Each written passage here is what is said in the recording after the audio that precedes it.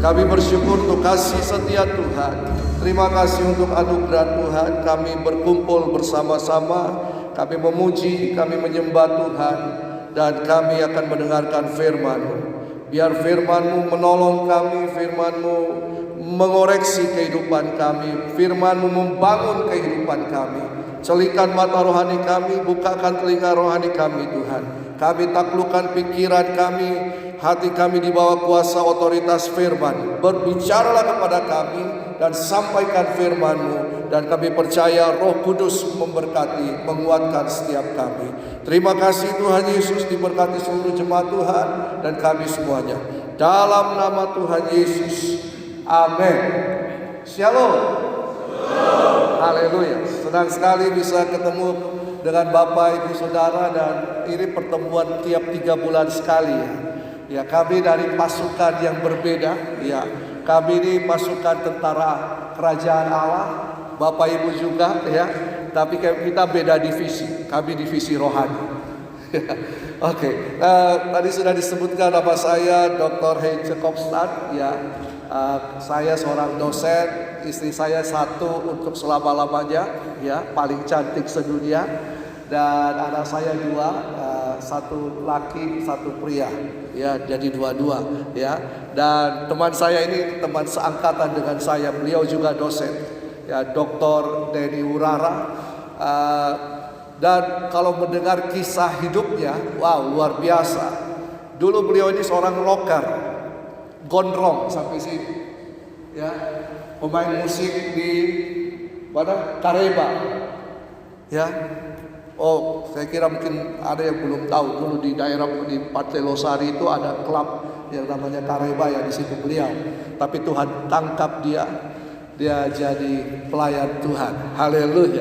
Nah, terima kasih untuk kesempatan yang diberikan. Terima kasih untuk Pak Raja Bubuk ya.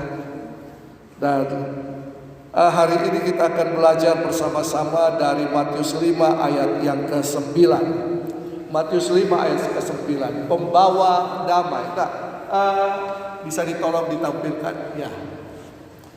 Sebelum saya masuk lebih jauh, ini merupakan gambaran ada sebuah kapal yang lagi diombang-ambingkan di tengah di laut ya. Dan kemudian di situ terlihat ada burung-burung yang berterbangan, yang tidak dipengaruhi oleh keadaan, oleh situasi. Nah, seringkali kalau kita berbicara tentang damai sejahtera, itu keadaannya tenang, teduh, indah, damai ya, seperti keadaan seperti ini. Tetapi ternyata damai sejahtera itu merupakan sikap batin yang keluar dari dalam, itu merupakan sikap batin yang menenangkan kehidupan kita walaupun di tengah badai. Ya, kapal ini ada di tengah badai, tetapi burung-burung itu bisa terbang bermain-main di sekitar kapal. Dan burung-burung ini tidak terpengaruh oleh situasi yang ada. Nah, damai sejahtera itu berbicara seperti itu. Ada ketenangan batin, ketenangan jiwa di dalam kehidupan kita yang tidak dikuasai oleh keadaan sekitar kita. Badai, masalah boleh datang, tantangan boleh datang, kehidupan yang tidak baik boleh datang menerpa kita, tetapi ada ketenangan dalam hidup kita untuk menghadapinya. Dan ketenangan ini sangat diperlukan oleh setiap kita. Apalagi Bapak sebagai prajurit ya, itu memerlukan ketenangan supaya bisa bertindak strategis, bijaksana, dan tepat sasaran. Amin. Iya. Nah, oleh karena itu memulai kebenaran firman Tuhan inilah damai sejahtera. Dan Tuhan ingin kita menjadi pembawa damai. Mari kita baca bersama slide berikutnya. Matius 5 ayat yang ke-9 sesuai tema. Matius 5 ayat yang ke-9, mari kita baca bersama-sama. 1, 2, 3. Berbahagialah orang yang membawa damai, karena mereka akan disebut anak-anak Allah. Jadi ada kebahagiaan yang disediakan oleh Tuhan yang akan kita alami kalau kita menjadi pembawa damai, dan kita akan disebut sebagai anak-anak Allah. Nah, keadaan damai di sini itu bersifat objektif dan relasional, ya, objektif dan relasional. Bukan subjektif dan emosional. Ya, sekali lagi, damai di sini berbicara bahwa itu bersifat objektif dan relasional, bukan subjektif dan emosional. Ya, berapa banyak orang-orang yang hidup dalam emosi, betul kan? Temperamen yang keras, sedikit saja tersinggung, lapoki dia. Ya, nah. Tapi firman Tuhan katakan damai di sini bersifat objektif dan relasional, membangun suatu hubungan. Nah, damai yang ada ini itu adalah damai yang dari Allah sendiri. Nah, Matius pasal yang kelima ini, ayat yang kita baca adalah poin yang ketujuh dari ucapan bahagia. Dan ucapan bahagia ini itu merupakan tata etika kerajaan Allah. Jadi orang-orang yang membawa damai itu akan melakukan etika kerajaan Allah. Dan etika kerajaan Allah ini tidak sebanding dengan etika yang ada.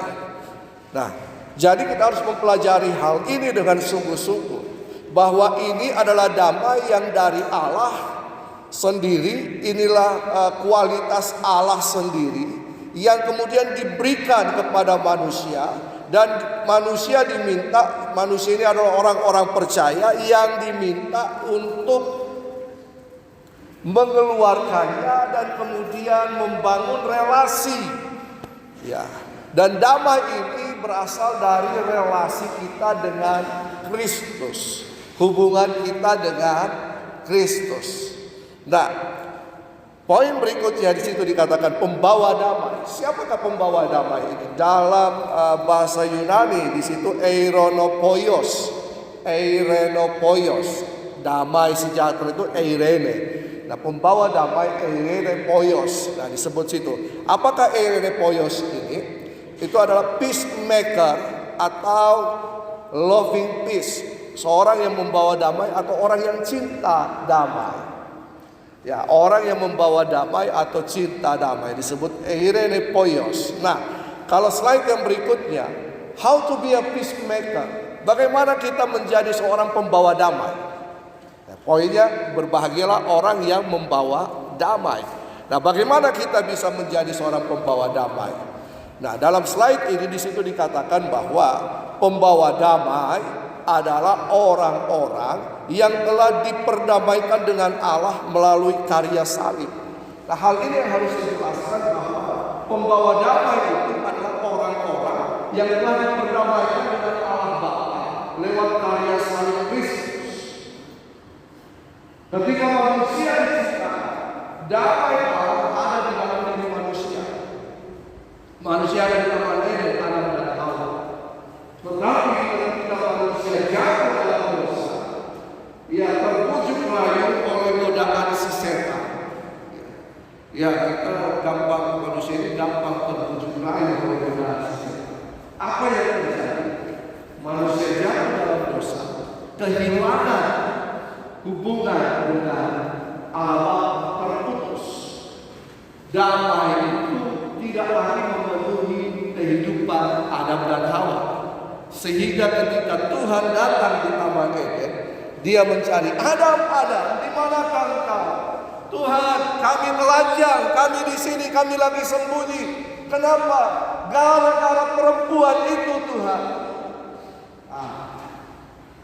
Padahal sebelum jatuh dalam dosa, Adam dan Hawa selalu bersama-sama berjalan, kayak lagu tadi, bergandengan tangan dalam kasih. Ya, lalu kemudian Tuhan juga kadang turun hari senja berjalan-jalan dengan Adam dan Hawa. Lalu mereka mungkin duduk di bawah pohon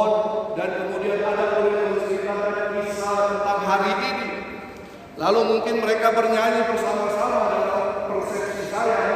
Adam dan Hawa nyanyi, kemesraan ini janganlah cepat berlalu. Adam dan Hawa nyanyi, kemesraan ini. Ya, mereka mesra, mereka hidup baik, mereka hidup damai, mereka hidup indah. Tetapi ketika jatuh di dalam dosa, apa yang terjadi? Adam menyalahkan Hawa, Hawa menyalahkan Tuhan.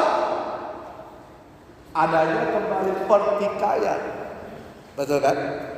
Ada pertikaian di situ.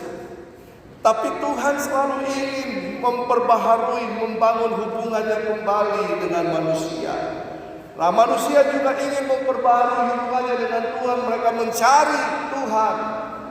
Mereka mencari hal-hal yang besar karena sepengetahuan mereka bahwa Tuhan itu adalah hal-hal yang besar, yang supranatural, yang tidak terjangkau. Hal-hal yang besar yang dicari, sehingga mereka mencari pohon besar untuk disembah sebagai ibadah mereka. Mereka mencari sungai besar, mereka mencari gunung besar yang luar biasa untuk disembah, untuk bertemu dengan Tuhan, untuk bertemu kembali dengan Sang Pencipta. Tetapi semuanya itu sia-sia. Ya, lalu kemudian orang Israel dipilih oleh Tuhan. Lalu kemudian Tuhan memberikan hukum kepada mereka. Kalau dosa-dosa mereka mau dibasuh, mau dibersihkan, mau diampuni, mereka harus mengorbankan binatang. Kalau ada yang berdosa, bawa domba atau bawa sapi kepada para imam, lalu kemudian menumpangkan tangan kepala para sapi-sapi atau domba itu supaya dosanya transfer. Tapi berapa banyak kambing domba yang harus kita siapkan kalau kita banyak dosa? Betul kan? Kalau minimal satu hari satu kali perbuatan dosa, berarti kita harus membawa 1 ekor binatang. Berapa banyak uang yang harus kita siapkan? Hal ini tidak kembali memulihkan hubungan kita dengan Tuhan. Sehingga Yohanes 3 ayat 16 berkata, karena begitu besar kasih Allah akan dunia ini, sehingga dikaruniakan anaknya yang tunggal, sebab barang siapa yang percaya kepadanya tidak binasa, melainkan beroleh hidup yang kekal. Dosa, hubungan yang putus dengan Tuhan hanya bisa diselesaikan oleh Sang Anak, Sang Putra. Siapa itu? Yesus Kristus Tuhan. Karena itu Roma 5 ayat 1 berkata, Roma 5 ayat 1 berkata, sebab itu kita yang dibenarkan karena iman, kita yang diselamatkan karena iman. Keselamatan itu bukan karena hasil usaha kita. Keselamatan itu bukan karena saya hebat, saya punya semua dan saya bisa membeli keselamatan. Keselamatan itu diberikan oleh Allah cuma-cuma lewat karya salib anaknya, Yesus Kristus. Kita tidak bisa membeli keselamatan. Usaha kita tidak bisa membeli keselamatan. Keselamatan itu diberikan cuma-cuma. Anugerah. Apa itu anugerah? Gratis dari Tuhan. Amin. Gratis.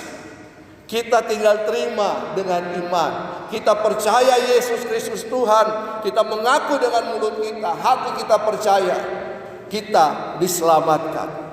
Karena itu Roma 5 ayat 1 berkata, sebab itu kita yang dibenarkan karena iman, kita hidup dalam damai sejahtera dengan Allah. Oleh apa? Oleh karena Tuhan kita Yesus Kristus. Ada hubungan yang baru diperbaharui di dalam Kristus, Allah Bapa dan kita. Sehingga Roma berkata, kita bisa berkata, ya Aba, ya Bapa, ya Aba, Bapa, ini aku anakmu, layakkanlah seluruh hidupku. Amin. Kita bisa memanggil, ya Aba, ya Bapa, ya Tuhan Bapa, Allah Bapa kita. Kata Bapa itu sangat dekat. Hubungan yang berarti hubungan yang sangat dekat. Kita tidak panggil Om, kita tidak panggil yang lain, kita panggilnya apa? Bapa. Ada hubungan yang baru. Nah, ketika hubungan ini diperbaharui, damai sejahtera diberikan dalam kehidupan orang percaya. Yesus berkata, damai sejahtera-Ku ku berikan kepadamu. Nah, jadi orang yang menjadi pembawa damai harus pulih hubungannya dengan Sang Bapa lewat Yesus Kristus Tuhan, dan bukan lewat yang lain. Hanya di dalam Yesus ada damai sejahtera, ada sukacita, ada ketenangan batin. Amin. Nah,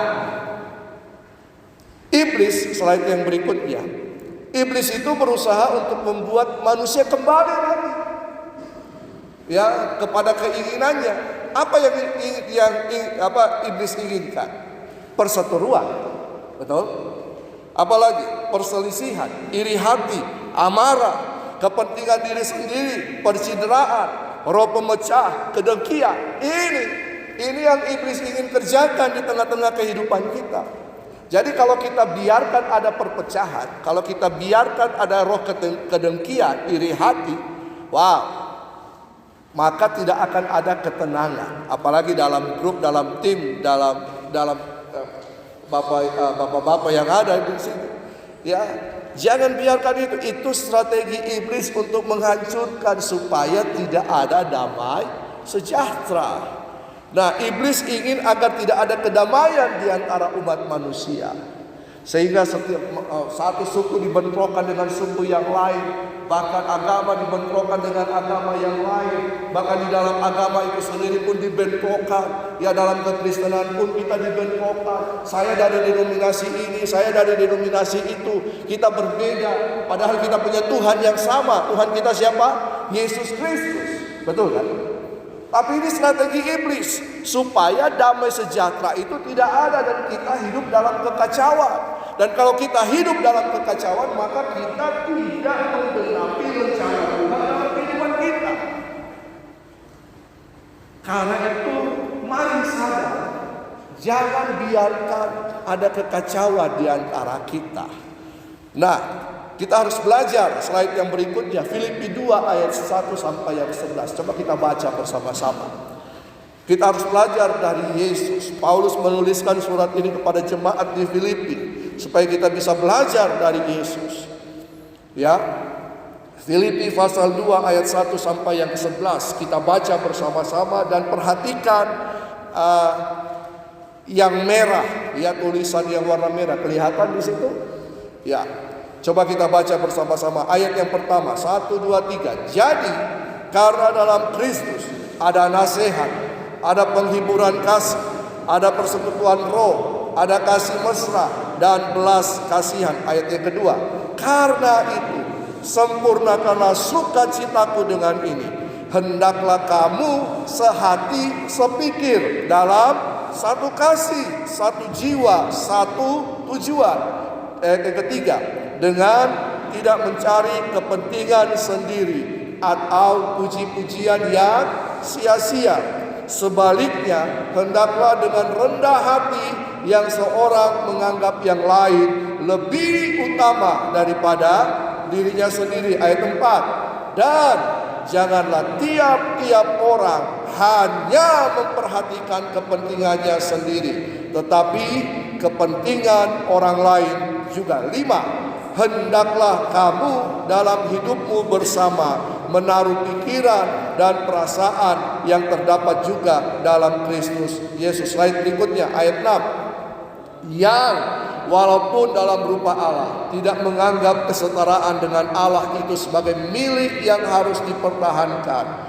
Ayat 7, melainkan telah mengosongkan dirinya sendiri dan mengambil rupa seorang hamba dan menjadi sama dengan manusia. 8, dan dalam keadaan sebagai manusia ia telah merendahkan dirinya dan taat sampai mati, bahkan sampai mati di kayu salib. 9, itulah sebabnya Allah sangat meninggikan dia dan mengaruniakan kepadanya nama di atas segala nama. 10, supaya dalam nama Yesus bertekuk lutut segala yang ada di langit dan yang ada di atas bumi dan yang ada di bawah bumi. 11, dan segala lidah mengaku Yesus Kristus adalah Tuhan bagi kemuliaan Allah Bapa. Jangan sampai terjadi percideraan.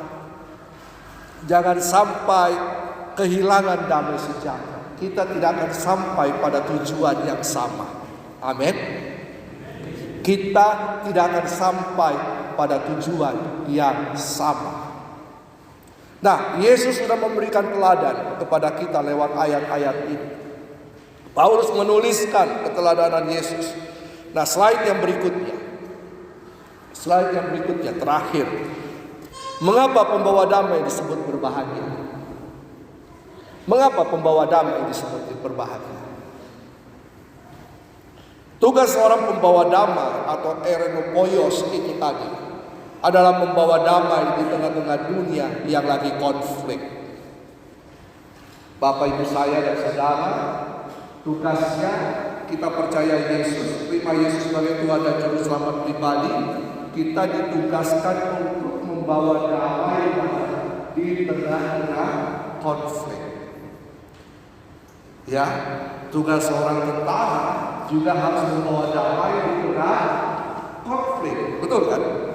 Tugas seorang pembawa damai itu dengan konflik. Konflik ini berhubungan dengan hubungan yang retak. Makanya kita Indonesia mengirimkan tentara pembawa damai kan? Tentara perdamaian, betul kan? Nah, hubungan yang retak. Nah, inilah pelayanan pendamaian.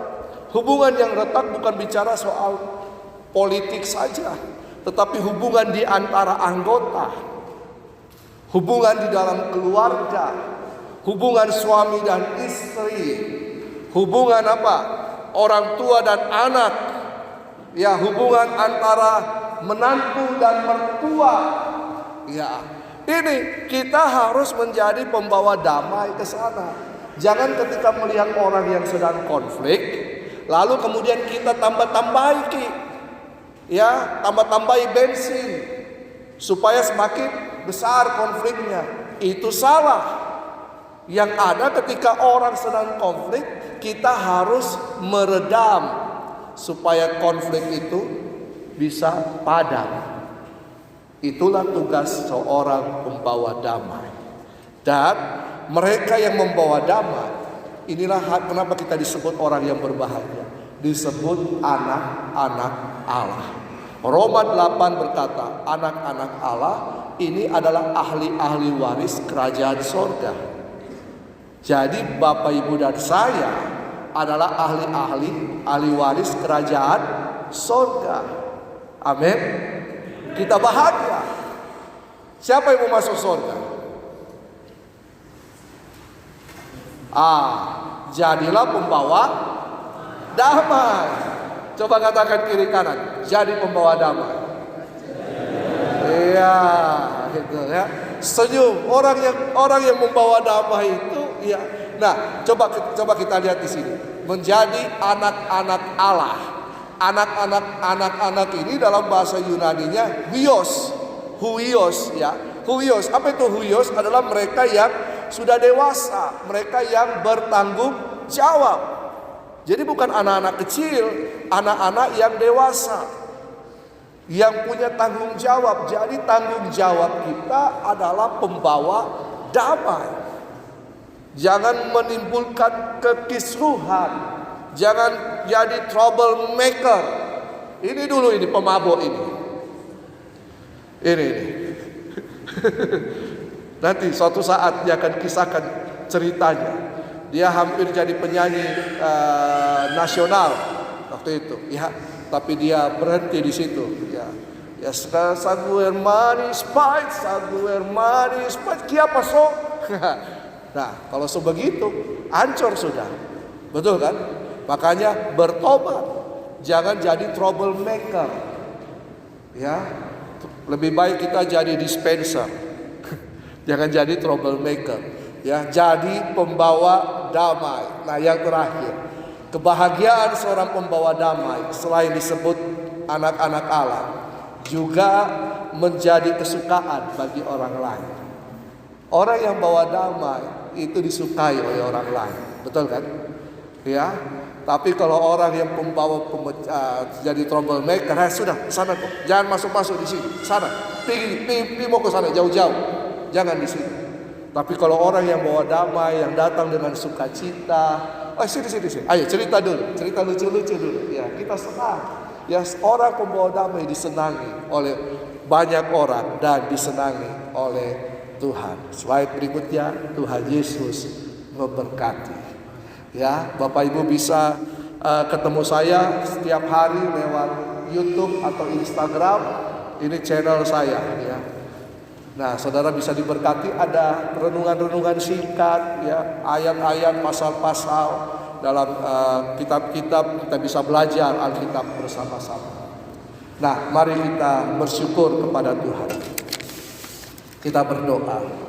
Kita juga akan berdoa syafaat. Kita minta anugerah Tuhan atas kehidupan kita semua.